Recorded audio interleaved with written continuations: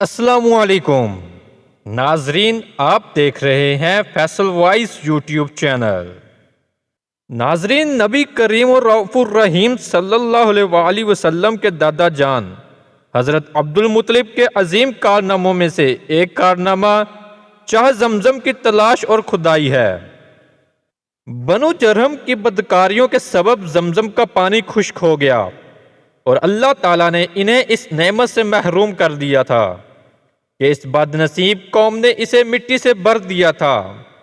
سینکڑوں سال یہ چشمہ بند پڑا رہا، حتیٰ کہ لوگ اسے بھول گئے اور مکہ معظمہ کے دوسرے عام کنووں سے اپنی ضروریات پوری کرنے لگے۔ ناظرین، اللہ تعالیٰ نے حضور اکرم صلی اللہ علیہ وآلہ وسلم کی اس دنیا میں تشریف آوری سے پہلے آپ کے دادا عبد المطلب کو خواب میں اس کنویں کی کھدائی کا حکم دیا۔ ایک روز آپ حتیم میں سو رہے تھے کہ کسی نے خواب میں آ کر کہا کہ زمزم کو کھودو۔ آپ نے فرمایا، یہ زمزم کیا ہے؟ اس شخص نے تفصیلات بتاتے ہوئے کہا کہ یہ زمزم تیرے پدر نامور کی میراث ہے۔ یہ چشمہ ہے، نہ اس کا پانی ختم ہوتا ہے اور نہ اس کی مرمت کی جاتی ہے۔ اس سے حجاج کرام کو سیراب کیا جاتا ہے۔ خواب سے بیدار ہوئے تو حضرت عبد المطلب بہت خوش تھے۔ ناظرین، تفصیلات کا علم ہونے کے بعد عبد المطلب اپنے اکلوتے بیٹے حارث کے ہمراہ عین اس مقام پر پہنچے جس کی طرف خواب میں اشارہ کیا گیا تھا۔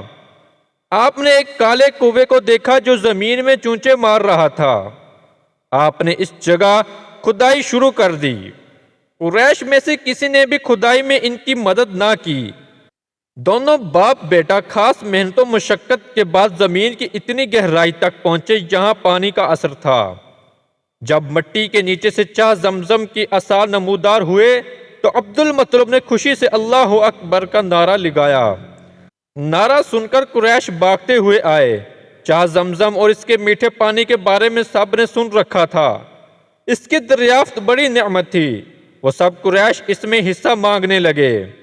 حضرت عبد المطلب نے کہا، یہ کنواں اللہ تعالیٰ نے مجھے عطا فرمایا ہے، اس لیے میں کسی کو حصہ دار نہیں بناؤں گا۔ ناظرین، کچھ اور کنواں کھودا تو اس میں سے تلواریں، زرہیں اور سونے کی دھرن برآمد ہوئیں۔ پہلے تو صرف میٹھے پانی کے کنویں کی ملکیت کا تقاضا تھا، اب سونا، تلواریں اور زرہیں برآمد ہونے کے بعد قریش حضرت عبد المطلب سے لڑائی پر آمادہ ہو گئے۔ آخر اس بات پر تصفیہ ہوا کہ قرعہ اندازی کرتے ہیں، جو چیز جس کے نام نکل آئے اس کی ہو جائے گی۔ تو ناظرین، قرعہ اندازی میں سونے کے دونوں ہرن بیت اللہ کے نام نکلے، زرہیں اور تلواریں حضرت عبد المطلب کے نام نکل آئیں اور قریش کے نام کچھ نہ نکلا۔ حضرت عبد المطلب نے تلواریں اور زرہیں بیچ کر خانہ کعبہ کے دروازے بنائے۔ سونے کے ہرن خانہ کعبہ کے دروازوں کی سجاوٹ کے لیے لگا دیے اور آپ نے اعلان کر دیا کہ جو چاہے زمزم کا پانی استعمال کرے، کسی پر کوئی پابندی نہیں ہے۔ ناظرین، چاہے زمزم کی دریافت اور صفائی سے حضرت عبد المطلب کی عزت اور شہرت میں بہت اضافہ ہوا۔ جو حاجی اس کنویں سے پانی پی کر اپنے علاقے یا ملک میں واپس جاتے، وہ حضرت عبد المطلب کے خواب اور قریش کے مقابلے میں قرعہ فال کے اس کے نام نکلنے کی داستانیں بھی اپنے ملک کے لوگوں کو سناتے۔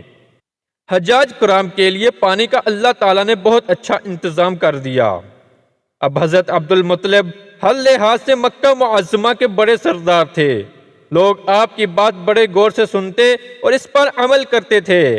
ابن حشام کا قول ہے کہ حضرت عبد المطلب کو اپنی قوم میں عزت و شرف کا وہ مقام حاصل ہوا جو ان کے اجداد میں کسی کو حاصل نہ ہو سکا۔ ان کی قوم ان سے محبت کرتی تھی، وہ لوگوں میں بڑی عزت رکھتے تھے۔